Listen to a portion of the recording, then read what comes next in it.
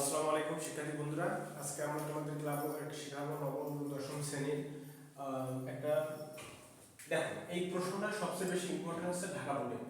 এখানে একটা প্রশ্ন দিচ্ছে m = 11 প্লাস 2^36। এখানে যদি আমরা এটাকে লসাগু করি, এটা একটা টেকনিকের মধ্যে সবাইকে এই টেকনিকটা সবাইকে আমাদের মনে রাখতে হবে, কারণ এছাড়া এই টেকনিক ছাড়া কোনো কিছু আমাদের সম্ভব না। আমরা যারা সবসময় ভুল করে থাকি, এই জায়গাটা কি হবে, এখানে 6 হবে নাকি 5 হবে, 5 হবে নাকি 6 হবে, আমরা এই জিনিসটা ভুল করি। কথা বুঝছো?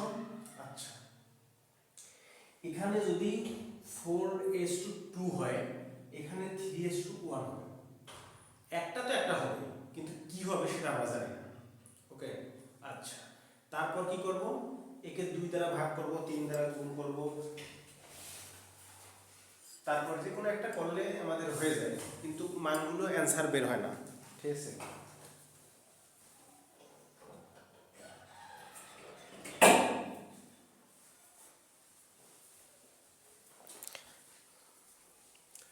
তারপর আমাদের এই যে অঙ্কগুলো করতে হয়, এটা ঢাকা বোর্ড 25 আসছে, অনেক বোর্ডে আসে, এটা একটা মোস্ট ইম্পর্টেন্ট অঙ্ক, কিন্তু আমাদের এই অঙ্কগুলো আমরা সবসময় ভুল করে থাকি।